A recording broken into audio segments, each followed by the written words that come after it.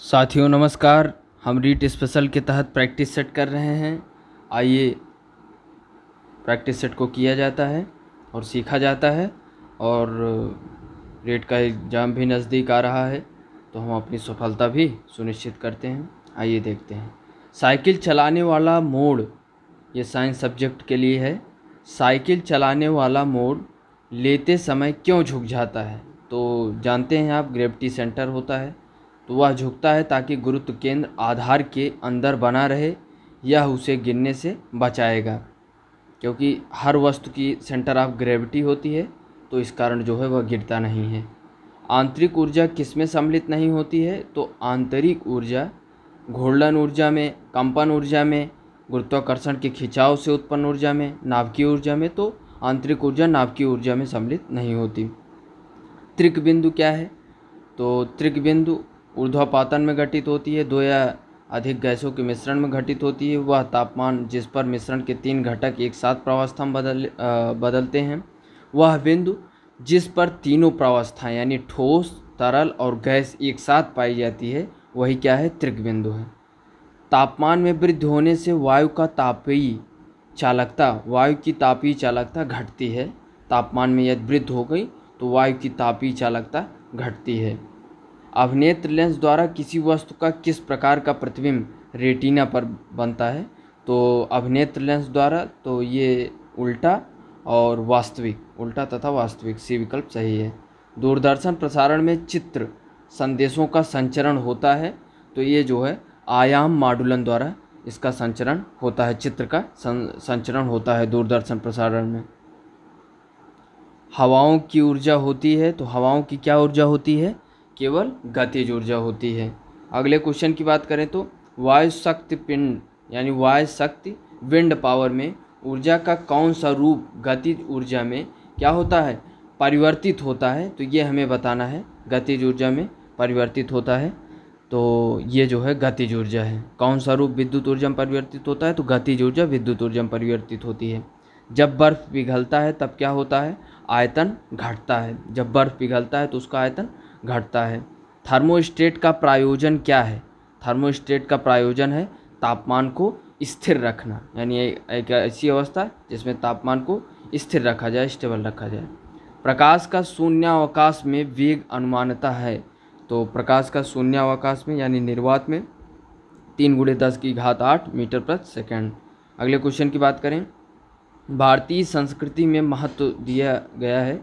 तो भारतीय संस्कृति में स्वच्छता को महत्व दिया गया है। अंतरिक्ष यान है और प्रयोजन है, इसके बारे में हमें बताना है।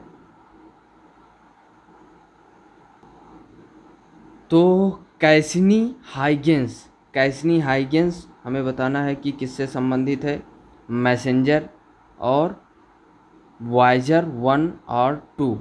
तो 1 और 2, तो इसको हमें बताना है। तो इसमें से कौन से सही हैं? तो कैसिनी हाइगेंस क्या है? शुक्र की परिक्रमा करना और डाटा दत्त का पृथ्वी तक संचारण करना। मैसेंजर है बुध का मानचित्रण और अन्वेषण, ये अंतरिक्ष यान है, इनके नाम है। और प्रायोजन है, किस प्रायोजित से वहाँ गए हैं? वॉयेजर 1 और 2 बाह्य सौर परिवार का अन्वेषण। तो इसमें जो है 2 और 3 सही है। मैसेंजर बुध का मानचित्र और अन्वेषण, वॉयेजर 1 और 2 बाह्य सौर परिवार का अन्वेषण। अगले क्वेश्चन की बात करें तो डेल पी और del x is greater than or equal to h/4π के लिए, तो ये जो है हाइजेनबर्ग का अनिश्चितता का सिद्धांत है। एच प्लैंक कांस्टेंट है और पाई का मान आप जानते ही हैं, तो h/4π del p into del x. तो ये हाइजेनबर्ग की अनिश्चितता का सिद्धांत है, मोमेंटम एंड। तो अगले क्वेश्चन की बात करें, कौन सा एक प्रकृति में अनचुंबकीय है? लौह, हाइड्रोजन, ऑक्सीजन, नाइट्रोजन।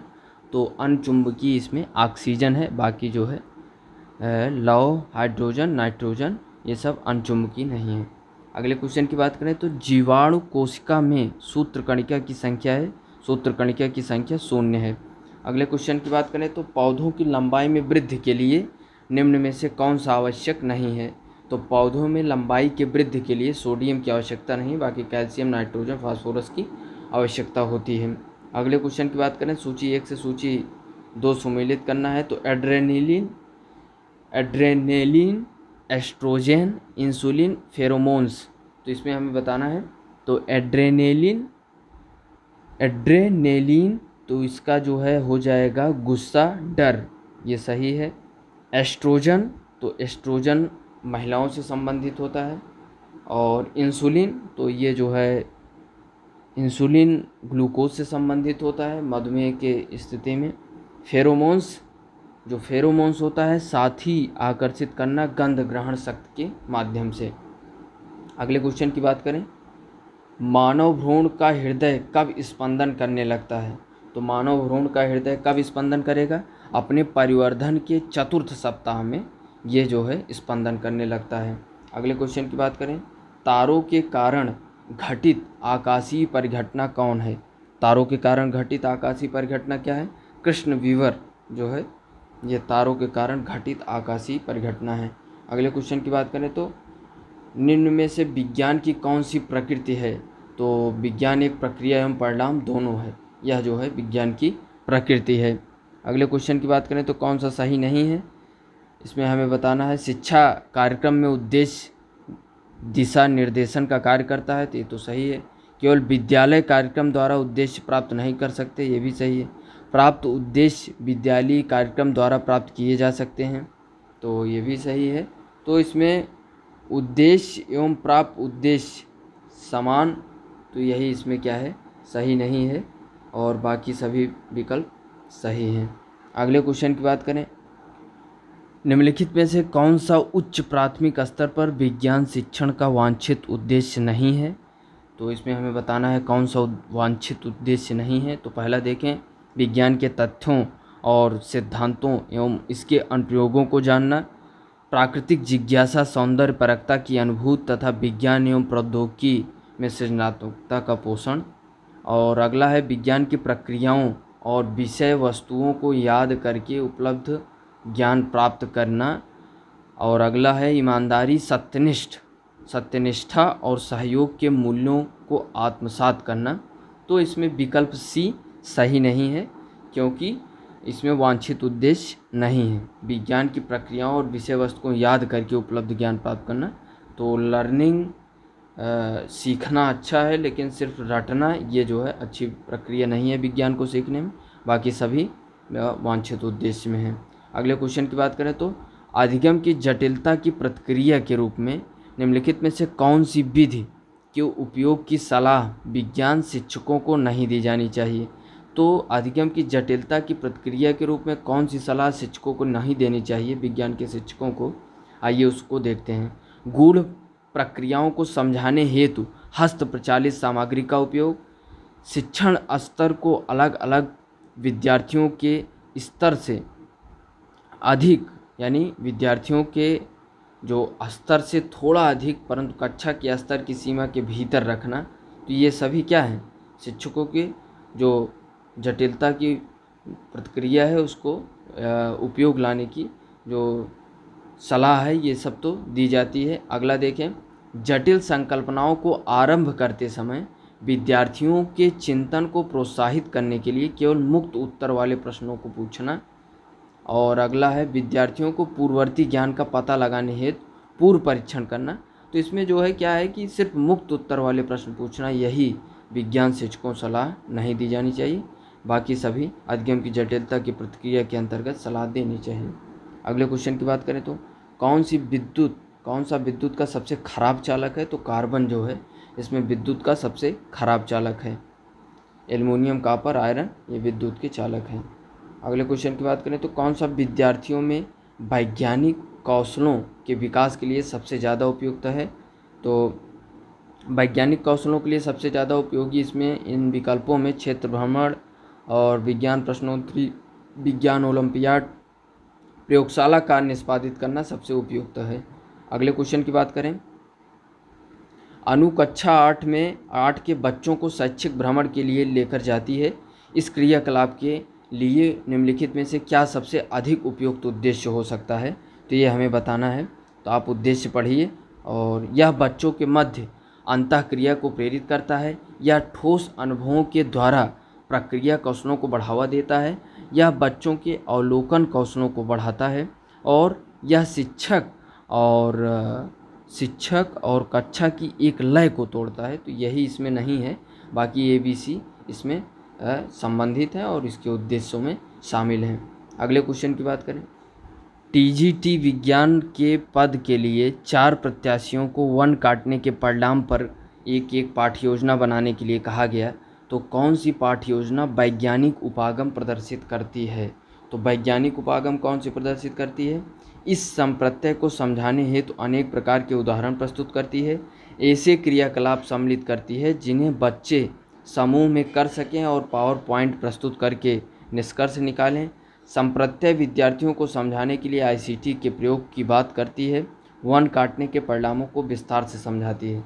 तो इसमें सही विकल्प हो जाएगा, ऐसे क्रियाकलाप सम्मिलित करती हैं जिन्हें बच्चे समूह में कर सकें और पावर पॉइंट प्रस्तुत करके निष्कर्ष निकालें।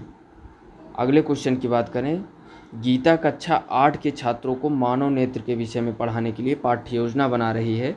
तो नीचे दिए गए क्रियाकलापों में से किस पाठ्य योजना में सम्मिलित करने पर पाठ अधिक प्रभावी बन सकता है और छात्रों की संबंधित संकल्पनाओं को अच्छी तरह से समझ सकने में सहायता कर सकता है? तो ये हमको बताना है। तो इसमें जो है छात्रों के क्रियाकलापों और कक्षा में पारस्परिक प्रश्नोत्तर का उपयोग करना, मानव नेत्र के मॉडल का निदर्शन करना, अच्छा गृह कार्य बनाना, कक्षा में क्षेत्र को नोट लिखवाना। तो इसमें से विकल्प ए सही है, छात्रों के क्रियाकलापों और कक्षा में पारस्परिक प्रश्नोत्तर का उपयोग करना। अगले क्वेश्चन की बात करें तो कौन सा श्रव्य दृश्य सामग्री है? तो वृत्त चित्र इसमें जो है श्रव्य दृश्य सामग्री है। नाइट्रीकरण जीवाणु है, तो ये मृतोपजीवी जीवाणु है नाइट्रीकरण।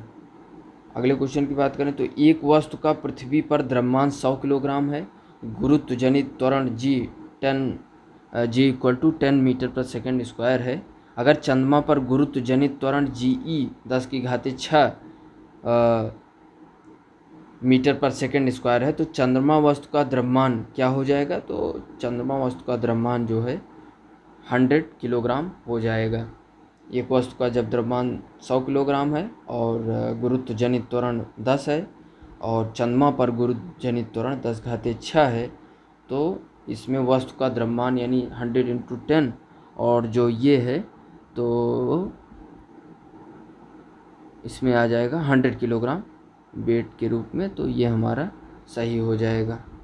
एक बात हमें यह समझ लेनी चाहिए कि जैसे जब आपकी द्रव्यमान की चर्चा हो, वेट की चर्चा ना हो यानी m/g की चर्चा ना हो, तो इसमें क्या होगा कि ग्रेविटी कहीं भी कितना कम ज़्यादा हो सकती है, तो लेकिन उसमें क्या है कि मास में कोई परिवर्तन नहीं होता। द्रव्यमान हमेशा कहीं ग्रेविटी ज़्यादा है, कहीं ग्रेविटी कम है, लेकिन मास में कोई परिवर्तन नहीं होता। तो अगले क्वेश्चन की बात करें, जब किसी बोतल में पानी भरा जाता है और उसे जमने दिया जाता है तो बोतल टूट जाती है। तो पानी जब जमता है तो उसमें फैलाव होता है। अगले क्वेश्चन, बादल आच्छादित रातें स्वच्छ आकाश वाली रातों से अधिक गर्म होती हैं। तो बादल पृथ्वी तथा हवा से ऊष्मा का विकिरण रोकते हैं, इसलिए जो है रातें गर्म हो जाती हैं। अगले क्वेश्चन की बात करें तो ध्वनि के पुनरुत्पाद यानी रिप्रोड्यूसिंग के लिए एक CD compact disc audio player में प्रयुक्त होता है। उसमें क्या प्रयुक्त होता है? एक ध्वनि के पुनरुत्पाद के लिए यानी रिप्रोड्यूसिंग के लिए, तो उसमें लेजर बीम का प्रयोग किया जाता है। अगले क्वेश्चन की बात करें, जब लोलक घड़ी की लंबाई चौगुनी की जाती है यानी जब लोलक की घड़ी की लंबाई चौगुनी कर दी जाती है तो उसकी समयावधि आवर्तकाल होगी। तो जब लोलक घड़ी की लंबाई चौगुनी हो जाती है तब उसकी समयावधि दोगुनी हो जाएगी, क्योंकि आप जानते हैं लोलक का आवर्तकाल T = 2π√L/g होता है। तो जब L की आप इसमें 4L वैल्यू रखेंगे तो 4L फिर √ से बाहर निकलेगा 2 तो 2T हो जाएगा, तो दोगुनी हो जाती है। तो यार हमारा प्रैक्टिस सेट, और आगे भी हम साइंस विषय को लेकर प्रैक्टिस सेट करते रहेंगे। तो आप जुड़िए और रीड का प्रैक्टिस सेट करिए। धन्यवाद। जय हिंद।